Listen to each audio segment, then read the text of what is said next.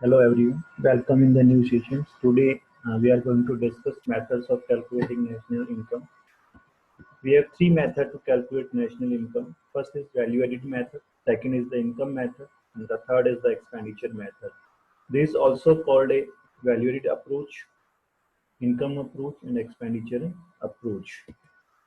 So let's first we start value added method, or it is also called a product method. Value added method is the method in which we measure the value added by each producing enterprise in the production process in domestic territory of a country during an accounting year. It means the value which is added by the each producing enter when we add these value by all producing enterprises is called a value added methods. In other words, value added is defined as the difference between the value of output and the purchase of raw material and the material used by the firm as in a raw form.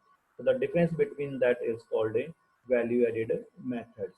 So value of output we can calculate by sales plus change in stock, means sale during that particular years by the different firms, and plus change in stock. Change in stock we can calculate closing stock minus opening stock, the stock which is end in the last year and the remaining stock in this year. The difference is called a change in stock. If we will add sales plus change in stock, then we can calculate value of output. So if we will differentiate between value of output and the material which is used for production under the production process, the difference is called a added value added. So in this way, by the value added methods, we can calculate national income. We have different steps to calculate national income. The first step is to find out the national income is to calculate gross value added at a market price. So value of output minus intermediate consumption, the difference is called a gross value added at a market price. So gross value added market price we can calculate by difference between value of output and intermediate consumption. Now, how to calculate value of output? Sales plus change in stock. Sometimes the sale is given directly, sometimes directly sale is not given. In this way, sales to another firm, sales to household, sales to rest of the world, or export is given. So if directly sale is not given, then we will add all three.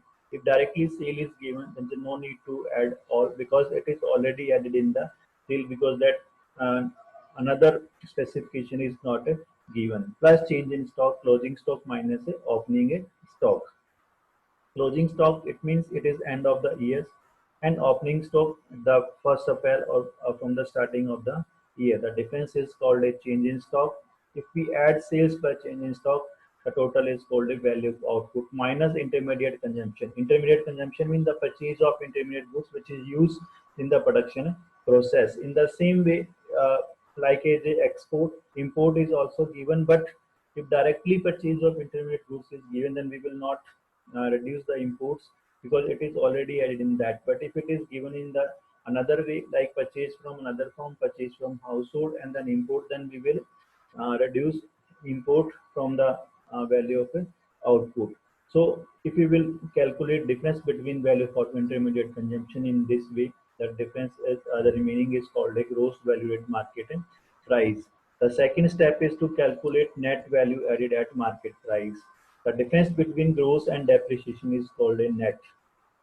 Depreciation or consumption of a fixed capital. It is the normal tear and wear of the assets. The difference of that is called a net value added at a market price. The third step is to calculate net value added at factor cost. Net value added factor cost is equal to the domestic income. So net value added market price minus net indirect tax. Net indirect tax is the difference of the indirect tax and subsidy. Then now the question arises the difference between market price and factor cost. Market price, the tax is added here, but in factor cost, tax is not there. So if we want to calculate factor cost from the market price, then we will reduce indirect tax and add subsidy, or directly net indirect tax is given, then directly reduce the net indirect tax. The next step is to calculate national income. NNP at FC is equal to the national income. It is also called a net value added at factor cost plus net factor income from abroad. If we will add net factor income from abroad in the net value added factor cost, the total is called a national income or net national product at a factor cost. So by these four steps we can calculate the national income. So we can see now, try to solve the numericals on the basis of those steps. So first, the data is given here. Sale is given 100, subsidy is given 2, consumption of fixed capital or depreciation is given 5, closing stock is 10, purchase of raw material is 50, opening stock is given 15, indirect tax is 10. Now, first we will calculate value of output. Value of output is equal to sales plus change in stock. Then we will reduce intermediate consumptions.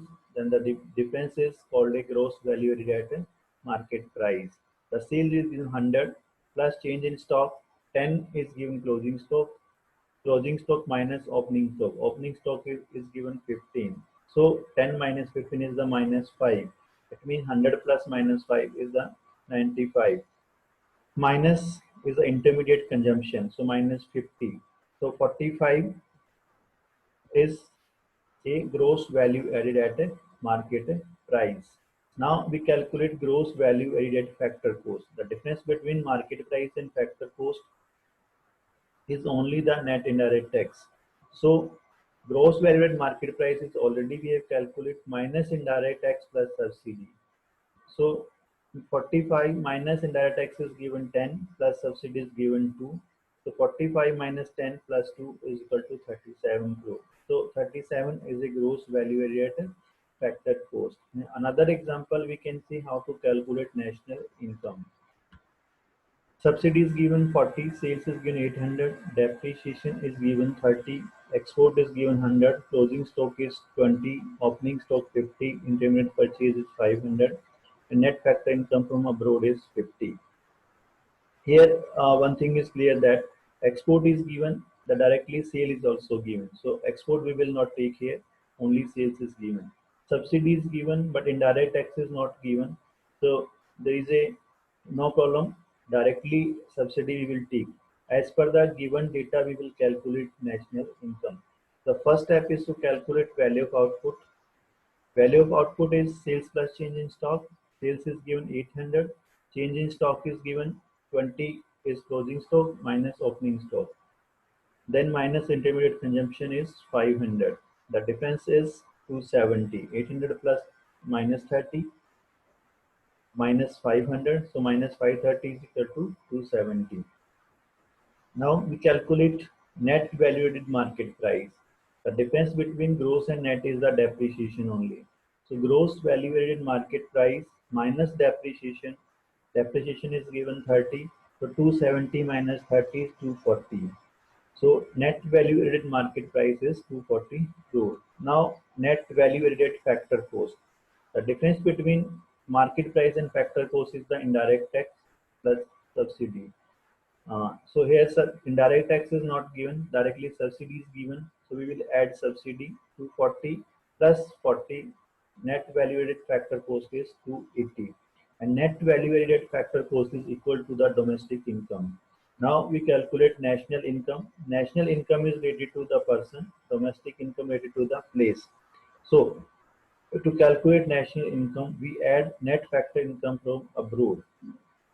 Maybe it is sometime given in a negative, sometime it is in a positive. But here we will add, if it is given negative, the automatic it will be minus.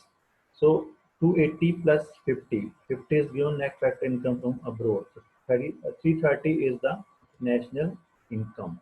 So in this way, we can calculate national income by the value added methods.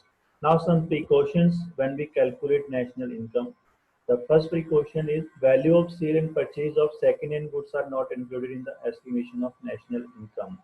When any goods sale and purchase which is second-hand, because the value is already added in the national income, so second time the value is not included in the national income. The purchase of a sale and purchase of the second-hand goods. Value of intermediate goods, raw material are not included in estimation of national income, that already we can see there. The raw material is not included in the national income. We will reduce from the value of output.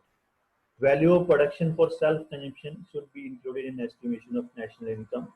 The value of production for self-consumption, like for example, farmer keep their production for their home purpose, so that will be included, but it is the estimated value is included in the national income. In the same way, voluntary work done for community is not included in national estimation of national income. The work done for the charity without any transactions, that will be not included in the national income. Domestic services are not included in estimation of national income. This means the wife are doing a job, mother are doing a job at home, so that will not included. The domestic service are not included. Doctor working in home as a gardener, so that his service is not included in the national income. But their gardener are working as a gardener are working as a servant, as a providing service provided, so that services will be included. Imputed value of self-occupied house is included in national income. Imputed value, the assumed value of self-occupied house. We assume that if we will take house on rent and we will pay this, or if this house provide to for rent in any to an any other person, so that the rent we receive. So the imputed value of self-occupied house is included in the estimation of national income. So these are the some precautions which we keep in mind to calculate the national income. Thank you.